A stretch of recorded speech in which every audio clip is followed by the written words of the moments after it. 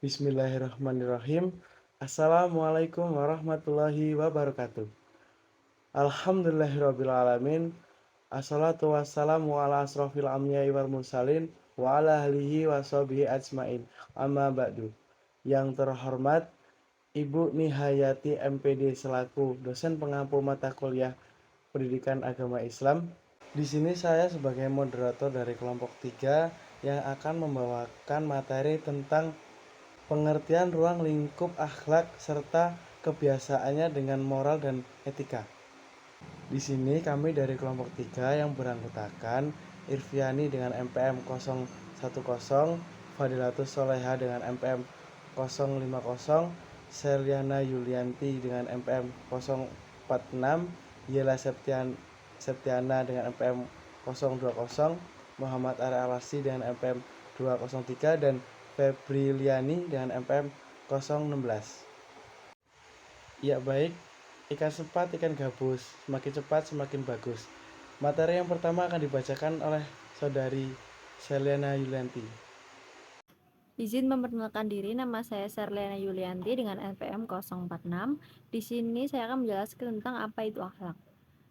Secara etimologis, kata akhlak berasal dari bahasa Arab al-akhlak yang merupakan bentuk jamak dari khulud yang berarti budi pekerti, perangkai, tingkah laku, atau tabiat. Sinonim dari kata akhlak adalah etika dan moral. Sedangkan secara terminologis, akhlak berarti keadaan gerak jiwa yang mendorong ke arah melakukan perbuatan dengan tidak menghajarkan pikiran. Sekian, itu saja materi dari saya kembalikan ke moderator. Materi yang selanjutnya akan dibacakan oleh saudari Febri.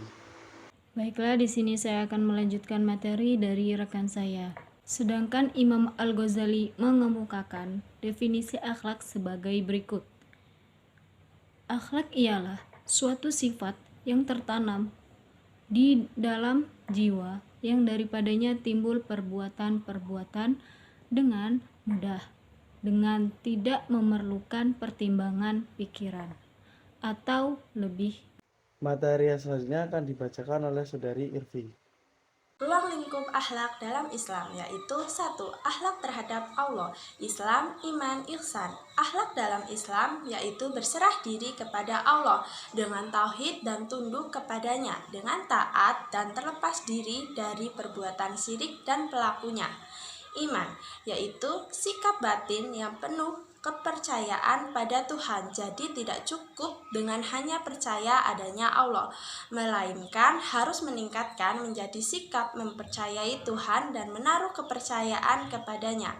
Ihsan yaitu kesadaran yang sedalam-dalamnya bahwa Allah senantiasa hadir dan bersama manusia dimanapun manusia berada.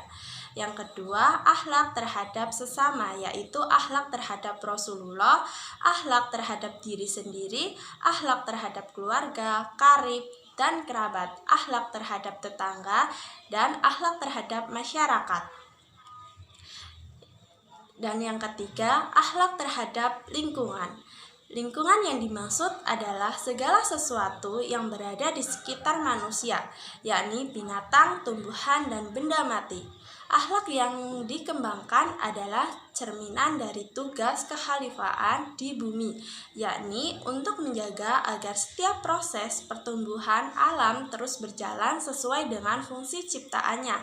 Dalam Al-Quran surat An-An'am dijelaskan bahwa binatang melata dan burung-burung adalah seperti manusia. Menurut Qurtubi, tidak boleh dianiaya, baik di masa perang, apalagi ketika damai. Akhlak Islam menganjurkan agar tidak ada perusakan binatang dan tumbuhan, kecuali terpaksa, tapi sesuai dengan sunatullah dari tujuan dan fungsi ciptaan.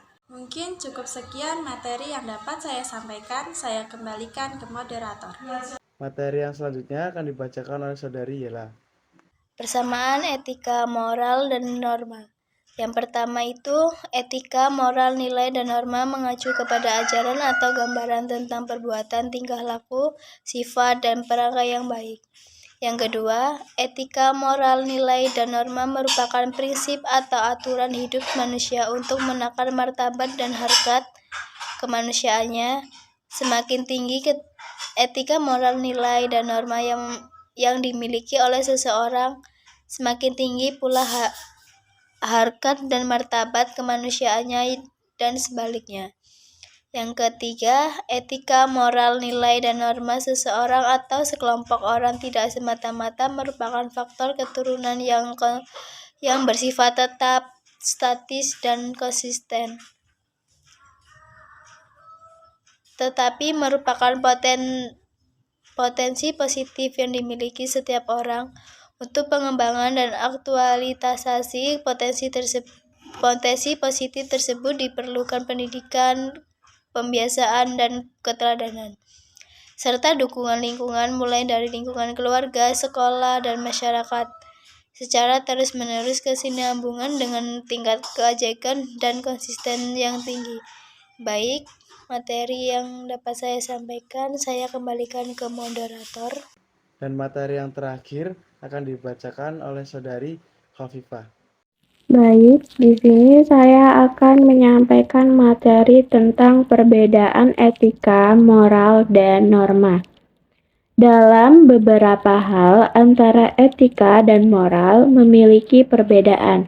Pertama, kalau dalam pembicaraan etika untuk menentukan nilai perbuatan manusia, baik atau buruk, menggunakan tolak ukur akar pikiran atau rasio. Sedangkan dalam pembicaraan moral, tolak ukur yang digunakan adalah norma-norma yang tumbuh dan berkembang dan berlangsung di masyarakat. Dengan demikian, etika lebih bersifat pemikiran filosofi yang berada dalam dataran konsep-konsep, sedangkan moral berada dalam dataran realitas dan muncul dalam tingkah laku yang berkembang di masyarakat. Jika etika lebih banyak bersifat teoritis, maka pada moral, nilai, dan norma lebih banyak bersifat praktis.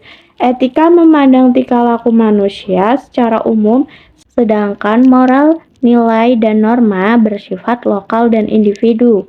Etika menjelaskan ukuran baik buruk, sedangkan moral, nilai, dan norma menyatakan ukuran tersebut dalam bentuk perbuatan. Itulah hasil dari materi tentang pengertian ruang lingkup akhlak beserta perbedaan dengan moral dan etika. Di sini kami dari kelompok 3, jika ada salah dari kelompok kami minta maaf, dan kepada Allah saya mohon ampun. Billahi taufik wal hidayah. Wassalamualaikum warahmatullahi wabarakatuh.